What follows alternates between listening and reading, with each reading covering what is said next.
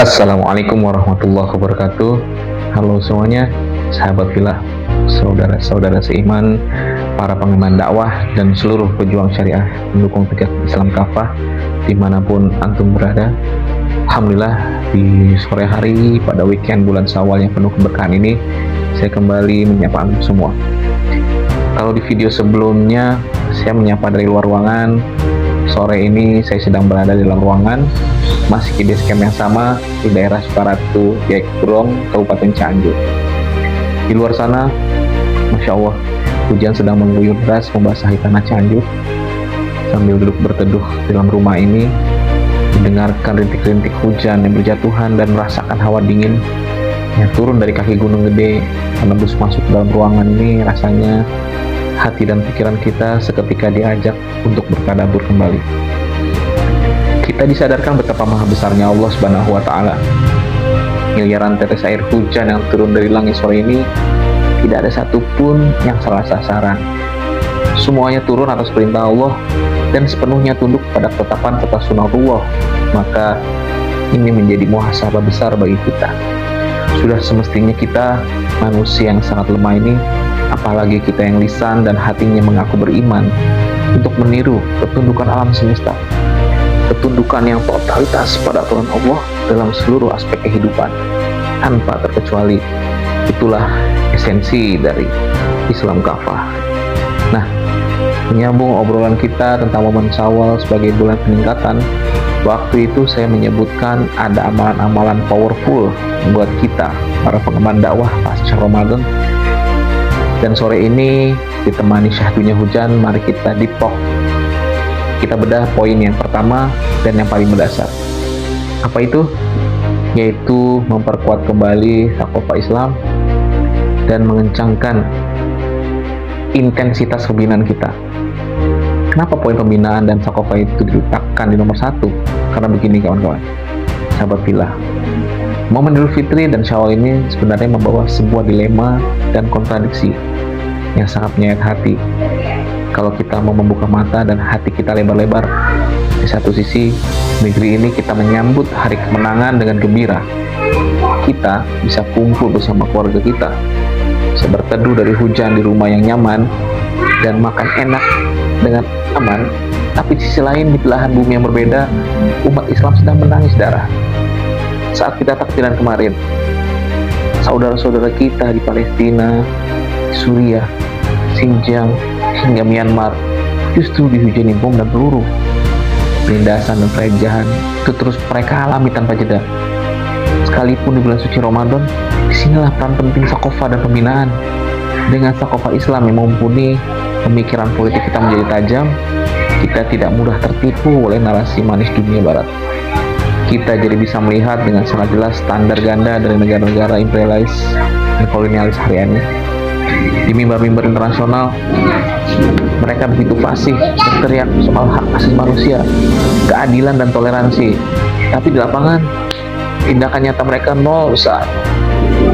Mereka terus mendanai genosida dan membiarkan serangan terhadap kaum muslimin tanpa mempedulikan nilai-nilai kemanusiaan yang mereka buat sendiri. Maka melalui pembinaan yang intensif, kita terus diingatkan pada peringatan Allah dalam Al-Quran. Al-Quran secara tegas melarang kita untuk berhusnuzon atau berprasangka baik kepada negara-negara yang secara faktual memusuhi Islam. Allah melarang keras kita menjadikan mereka sebagai pelindung, sekutu, atau wali. Pemahaman inilah yang harusnya kita cas.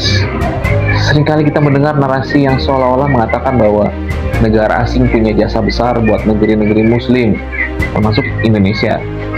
Padahal ketundukan pada asing justru membawa kerugian besar.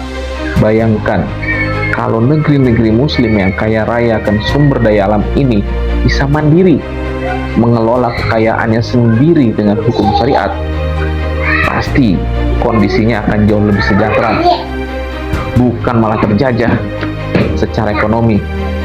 Sejarah juga sudah membuktikan banyak pemimpin dunia yang awalnya didukung oleh asing pada akhirnya dicampakkan dan dijatuhkan begitu saja ketika mereka sudah tidak lagi menguntungkan kepentingan para penjajah tersebut.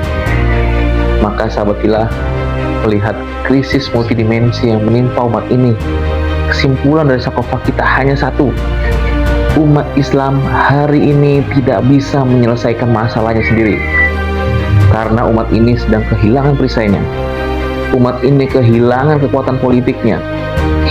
Untuk bangkit dari keterpurukan ini, tidak cukup hanya dengan kecaman, tidak cukup hanya dengan donasi sesaat. Butuh 3 syarat utama yang harus berjalan bersamaan. Yang pertama, harus ada aturan sahih yang diterapkan, yaitu syariat Islam. Kedua, harus ada pemimpin bertakwa yang mau menggunakan dan menerapkan aturan syariat tersebut secara totalitas. Dan ketiga, harus ada kewenangan politik yang real di tangan umat Islam. 3 hal ini bermuara pada satu kesimpulan besar, yaitu solusi persatuan hakiki. Hari ini kita terpuruk karena kita terpecah belah ke dalam sekat-sekat negara bangsa. Persatuan yang sejati tidak bisa lagi hanya sebatas retorika kosong. Persatuan itu harus diwujudkan dalam bentuk institusi politik nyata yang diikat oleh kesamaan akidah dan keimanan, bukan sekedar diikat oleh kepentingan ekonomi atau batas peta dunia. Inilah mengapa arah dakwah kita harus terus dijaga agar tetap lurus. Kita tidak akan pernah bisa meraih kembali masa kejayaan Islam kalau kita mencoba mengadopsi cara-cara luar, apalagi mengambil racun sekulerisme yang memisahkan agama dari kehidupan. Solusi utamanya adalah kembali kepada metode orisinal, metode yang sudah dicontohkan secara sempurna oleh baginda kita Nabi Muhammad SAW sejak membangun peradaban agung di Madinah. Jadi, mari kita jadikan momen Syawal ini sebagai titik tolak. Jadikan hujan deras sore ini sebagai pengingat, sebagaimana air hujan yang menghidupkan tanah yang mati. Semoga Sakofa dan dakwah yang kita emban bisa menghidupkan kembali pemikiran umat yang sedang tertidur. Terus perkuat Sakofa antum, datangi majlis-majlis pembinaan, isi pikiran kita dengan pemahaman Islam kafah agar lisan kita makin tajam dalam mencerahkan umat. Mumpung sedang turun hujan, ini adalah salah satu waktu yang mustajab untuk berdoa. Mari kita doakan kemenangan umat Islam dan tegaknya kembali syariat Allah di muka bumi. Insya Allah di kesempatan berikutnya kita akan bedah amalan powerful yang kedua dan ketiga, yaitu tentang bagaimana mengejarkan kontak tokoh dan merapatkan barisan ukhuwah kita, biar kita bisa terus menyambung diskusi-diskusi dalam seputar dakwah dan keumatan seperti ini. Pastikan antum sudah terhubung dengan saya, baik di Facebook maupun Instagram. Follow dan sapa saya baik di Facebook maupun Instagram @gunturbaskara_id. Sekali lagi @gunturbaskara_id. Insya Allah kita akan sharing banyak hal positif dan mengawali opini Islam kafah di sana. Saya pamit undur diri dulu. Saya mau lanjutkan menikmati salunya kota Cianjur dalam kota ini, dan semoga semua tetap semangat.